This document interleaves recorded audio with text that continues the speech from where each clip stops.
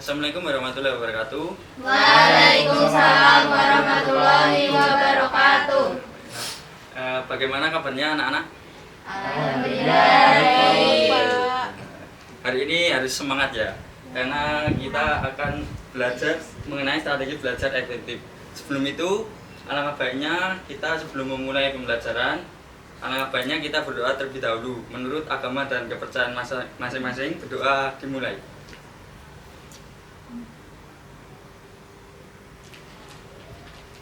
Amin. Selesai. Sebelum kita mulai, saya akan absen dulu. Di sini yang nggak masuk siapa? Maksudnya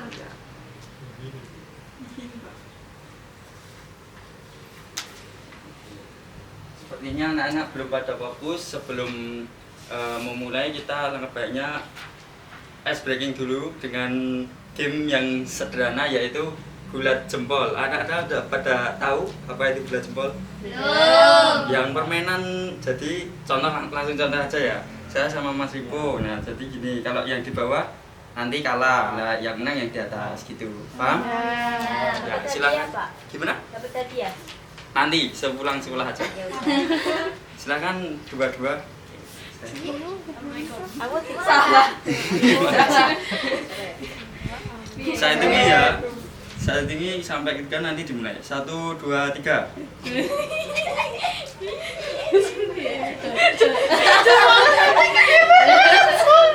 Saya menang, Pak. Ya, cukup.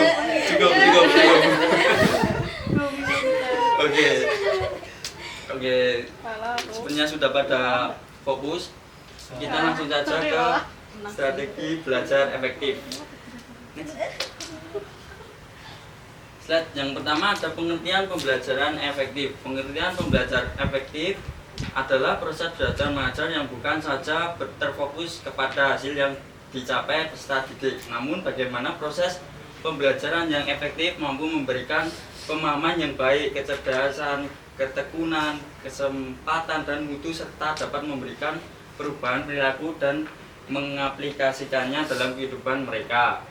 Itu menurut Esti Wuryani Jiwandono 2002 halaman 226 sampai 227.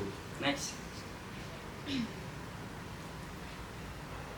Tujuan strategi belajar efektif. Strategi belajar efektif berperan penting dalam menciptakan hasil belajar maksimal yang pada gilirannya dapat meningkatkan motivasi dan keterlibatan siswa, memperbaiki kualitas interaksi antar siswa, serta memfasilitasi pembelajaran yang lebih efektif. Next. Manfaat menerapkan strategi belajar efektif. Bisa dibaca, Mas Ibu? Manfaat menerapkan strategi belajar efektif. 1. Meningkatkan kemampuan berpikir kritis dan analitis. 2. Meningkatkan kemandirian dan tanggung jawab belajar. 3. Menghubungkan teori dengan praktik nyata. 4. Meningkatkan motivasi dan keterlibatan aktif. 5. Mengembangkan keterampilan sosial dan kolaboratif. 6. Meningkatkan hasil belajar. Ya, sampai sini dulu. Anak-anak udah ada yang berhasil memakai cara yang efektif ini apa belum? Belum. Kira-kira anak-anak pada belajar itu jam berapa? Enggak belajar. Belajarnya kalau ada ujian. Kalau ada ujian. Ya ini kan habis ini kan kalian akan ujian kan, ini kelas 9 kan. Ya, ini ada beberapa tips dari Bapak. Mungkin sehari itu kalau belajar agar langsung bisa menyerap itu nggak usah lama-lama. Paling cuma setengah jam sehari. Itu. Saya 5 menit. Kalau saya Cuma 2 menit. Pak. 2 menit. Enggak, Pak. Kalau saya 20 menit belajar. Ya. 30 menitnya istirahat. Ya nggak apa-apa. Yang penting kan masuk belajar itu tidak harus tentang seberapa lama kita melakukannya. Yang penting niat dan juga sedikit-sedikit itu bisa masuk, itu namanya belajar. Belajar itu merupakan peningkatan level yang diri kita terhadap yang berikutnya gitu. Paham nggak? Oke, itu next. Kemudian yang C, Mbak Nafisa bisa dibaca. Ciri-ciri belajar yang efektif. Yang pertama, belajar secara aktif baik mental maupun fisik. Yang kedua, metode yang bervariasi sehingga mudah menarik perhatian siswa dan kelas menjadi hidup. Yang ketiga, motivasi guru terhadap pembelajaran di kelas semakin tinggi.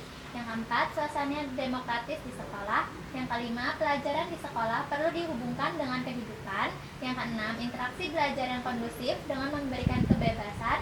Yang ketujuh, pemberian remedial dan diagnosa pada kesulitan belajar. Itu ini adalah ciri-ciri belajar yang efektif. Yang pertama, belajar secara aktif baik mental maupun fisik. Yaitu sebelum belajar kita mempersiapkan mental terlebih dahulu, misalnya niat, terus ada fisik. Kalau anak-anak mau belajar fisiknya nggak terlalu fit, malah nanti makin memburu, alangkah baiknya hari berikutnya aja nggak apa-apa gitu. Yang kedua, ada metode yang bervariasi sehingga mudah menarik perhatian siswa dan kelas menjadi hidup gitu. Yang ketiga, motivasi guru terhadap pembelajaran di kelas semakin tinggi. Nah, ini berpengaruh juga dari guru. Dari guru juga memberikan motivasi yang agar siswa-siswa itu juga merasa semangat dalam belajar itu. Yang keempat, suasana demokratis di sekolah. Di lingkungan sekolah juga mempengaruhi gaya belajar siswa. Yang kelima, pelajaran di sekolah perlu dihubungkan dengan kehidupan.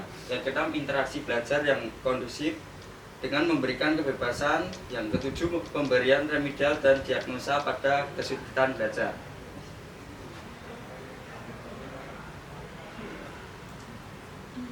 Kemudian yang sebelah sana, Mbak Livia mungkin bisa dibaca. Yang pertama adalah faktor internal. A. Faktor jasmani.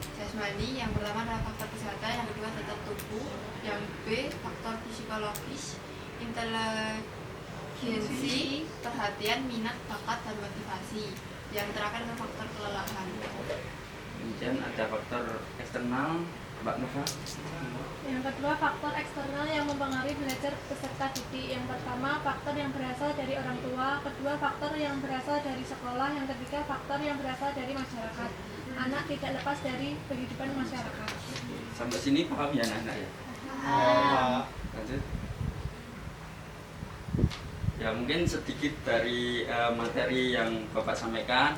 Mungkin nanti di rumah bisa dipelajari lagi agar lebih mendalam lagi ilmunya. Sebelum itu Bapak ada LKPD, nanti di rumah bisa dikerjakan. Besok di pertemuan selanjutnya disampaikan ke Bapak ya. Baik. Pak.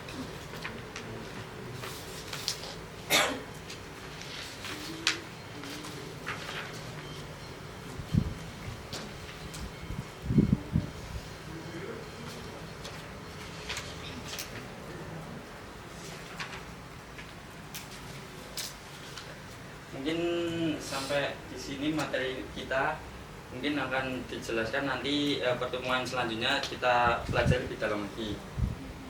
Cukup sekian pembelajaran pada hari ini. Alangkah baiknya kita sebelum mengakhiri berdoa terlebih dahulu.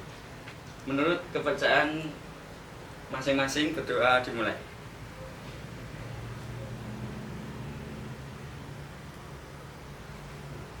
Berdoa selesai. Terima kasih atas waktunya. Wassalamualaikum warahmatullahi wabarakatuh. Waalaikumsalam warahmatullahi wabarakatuh.